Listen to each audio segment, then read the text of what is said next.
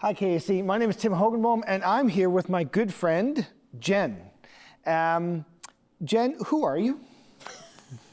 I'm Jen. And what do you do? I work at Kamloops Alliance as the financial controller. So what for all the people here who would not know or maybe have no idea what a financial controller does, what does a financial controller do? It's absolutely fascinating. Tell me more. So basically, I help with the budget. I oversee the expenses that are entered and the revenue that's entered. Yeah. Make sure everything's entered correctly, do month-end reporting and year-end reporting. Okay, so that sounds fascinating. What is it? So this, for some people, this might be like, oh, I love numbers. Other people will go, shoot me now. Yeah. So my question is, why numbers? What got you into numbers? How'd you get here? Good question. And I'm going to say mostly Jesus. Which means what? An interesting journey where I started working in a pet store for 20 years. Yeah. And that culminated into owning a small grocery store, starting to do books, getting a couple jobs as a bookkeeper, being bound and determined to work at KAC, finally convincing them to hire me, and then working with Deb for a number of years and learning the foundation, and then finally being graced with this job. So if I wanted to be a finance person, what would I have to do? You'd have to have great attention to detail. You would need to do excellent reporting. You would need to have a great sense of humor because that is imperative. You would need to have a care and concern for accuracy and diplomacy as well to make sure that just everything is in line without being too much of a downer for the people that you work with. Fair enough. So if I was a financial controller like you, what would my days look like? Like what, I mean, really, other than doing year end and doing like monthly reports, there's probably not a whole lot you do, is there? No. I help oversee all of the entries into QuickBooks. My partner Christy and I manage payroll. We help with HR. What else? We do all sorts of exciting things. Keep the filing cabinet neat and tidy. These are make sure our payables are paid on time. Make sure all our contributions are entered correctly. We do statements at the end of the year. A whole bunch of different exciting stuff. And so it's you and Christy that do the finances. And so I guess when you look at your role, why is it important? Why do we need to care about these things? Oh my gosh, it's so important. Mistakes are always costly, but in finance, they're very costly. And we want to create, I want to say a perfect product. And I know humans aren't perfect, but we want to create the most accurate information that we can, with a lot of attention to detail and just an understanding to help people understand why numbers read the way that they do.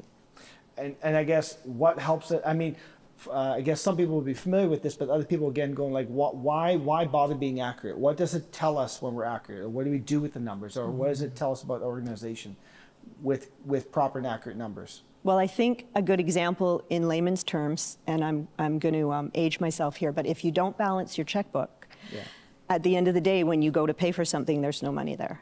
So if we are keeping a really, really good eye on our finances and projecting both our cash flow and how things are looking in the future, we can plan better as a church to make sure that we have finances available for future work. You know, it's interesting in all areas of ministry, but I think more so even in finance, there's this almost like this wrestle, right? Where there's this, what does it mean to steward our finances well, but at the same time, what does it mean to have faith and to trust in God? And I think you and I have had tons of these conversations in your office or my office trying to figure out what that tension looks like. What have you kind of unpacked in that tension? What have you learned about that tension in your time here? What does it mean to be a good steward, but at the same time have faith? You've hit the nail on the head. It is an interesting dynamic between the tension of having a budget where we're hopeful for all the fabulous things that we want to do to further God's kingdom, but also making sure that we have the resources available to do that. And what I've learned is to always trust God, because every time we've had an ask, He has been there for us, and He always comes through. And it's just the most amazing thing. There's obviously a lot of emotion tied up in that. There's a lot, right? Because I mean, you see things that a lot of other people wouldn't see necessarily, right? Right.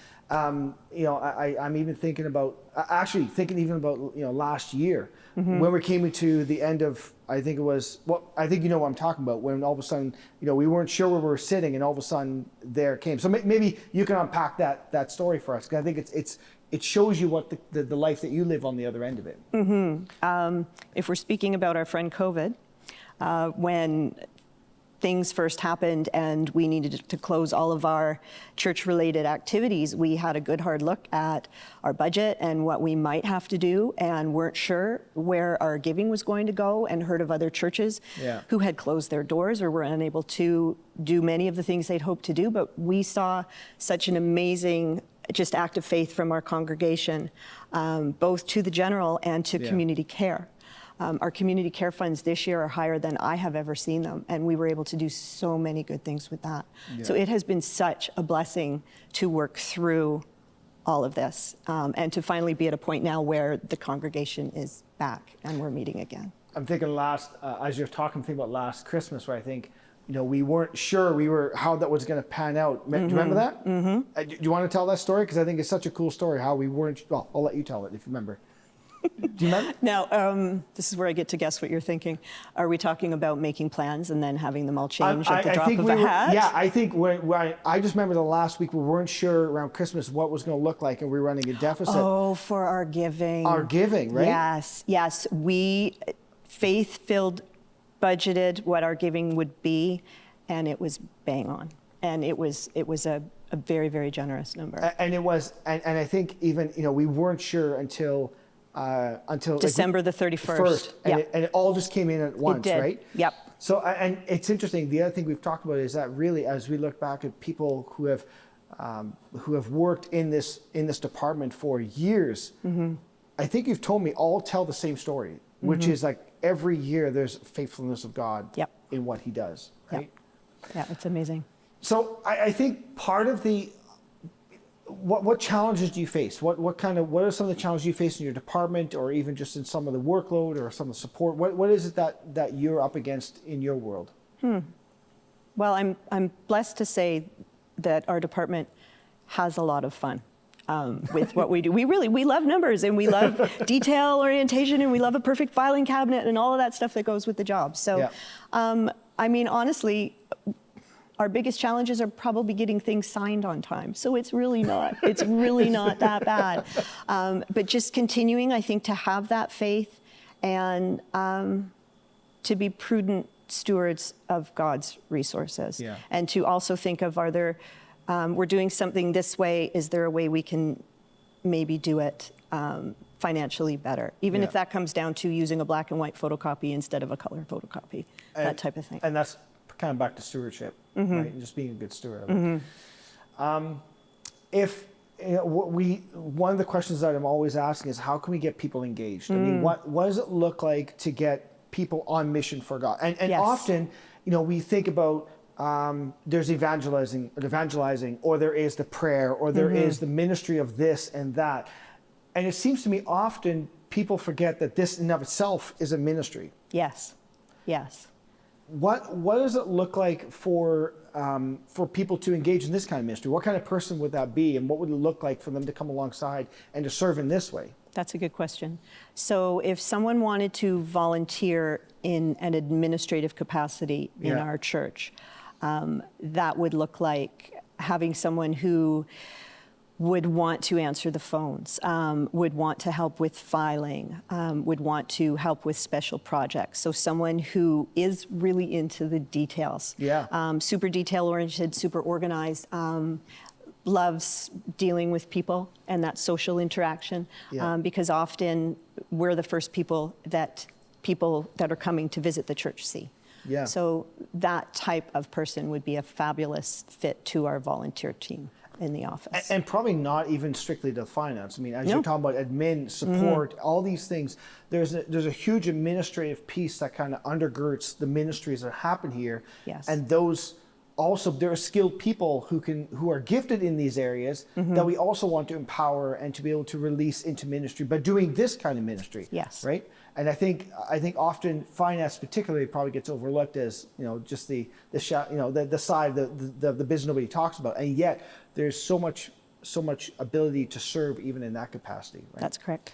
Yep. So if let's say somebody was wanting to kind of reach out and they wanted to kind of connect with somebody in regards to coming alongside and volunteering in the capacity, how would they do that? I would say emailing us at finance@kamloopsalliance.com, and then either Christy and I can start a conversation and see where that takes us. Okay. Yep. How can, in this department, in this ministry, in the giftings that God's given you, and you are gifted, I love working with you, and it's such a pleasure because the details, the numbers, and the joy that you bring to it is amazing. So thank you for serving so well. How can we as a church pray for you, and how can we pray for the department and the finance world of KAC? Oh, that's a great question. Christy and I regularly, I think I pray every day for wisdom, because sometimes it's easy with numbers to work too quickly and to see things that you think are there that aren't really there. So always that clarity and patience and back to wisdom again, just to make sure that we know we're going in the direction that we think we are. Perfect. Jen, Awesome. You're amazing. Thanks for this. Oh, Tim, you are too.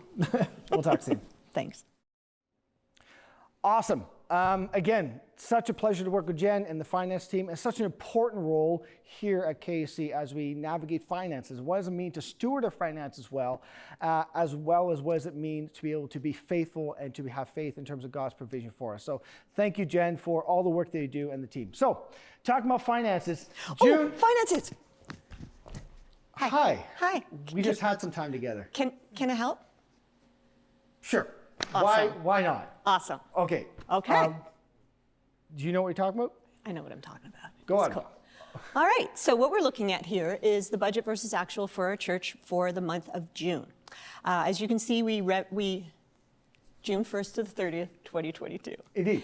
As you can see, we budgeted total revenue of $149,696. We actually saw $167,869, which is awesome.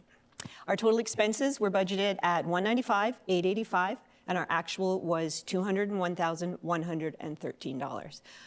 Overall, our budget had predicted that we would have a deficit of $46,189 in June. We actually saw a deficit of $33,244. So we more came in than expected. Yep. But we spent more A little bit more. than expected. Yes. Awesome. Anything else? No? All right. So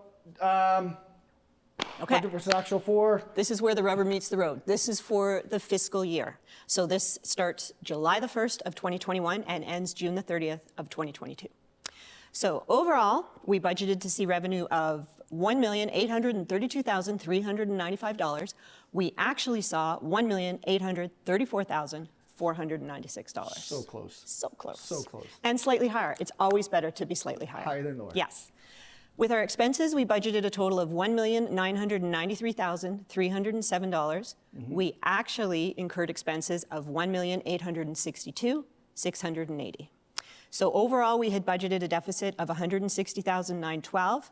What we actually saw was $28,184. So tell me, this number seems really, really Really big. big. Why is this number? So- I talked about this last time, but maybe you can explain it. But Why is for- it so big? Yes, those who may have missed last time. When we did last year's budget, we did two separate budgets, a 6-month budget and then another 6-month budget. Because of COVID, we needed to be able to act quickly on our feet, which meant instead of doing a whole year, we just budgeted for 6 months. So as a result, we ended up with a much larger projected deficit than we would have had we done in a complete year's budget. Another piece of this puzzle is at the end of the first half of the budget, we were actually doing quite a bit better than we had predicted. So overall, it carries two larger deficits into an overall very large deficit.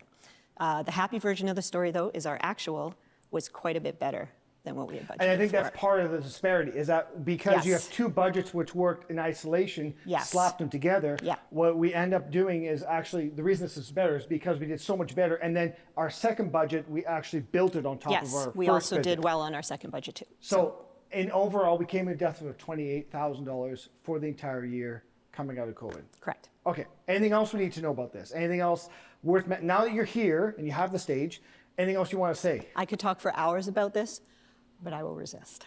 Fair enough. Okay, So what does this slide tell us, Jen? So this is another really good God story. Our budgeted giving to the general for this past fiscal was $1,501,000, which was a faith-filled budget. And we came within $39,000 of meeting that budget. Our actual giving was $1,462,02. Now, when you say faith budget, what does that mean? That means when we have many activities that we want to do, we need people to help manage these activities, and we have a building that we need to continue to run and support. Everything gets more expensive, and to do so, our expenses increase. Yes. And we need giving to cover those expenses. And we need to go out in faith that God has great plans for our church and wants us to be able to bring followers to him. And in doing so, will help us see the funds that we need to do to cover our expenses.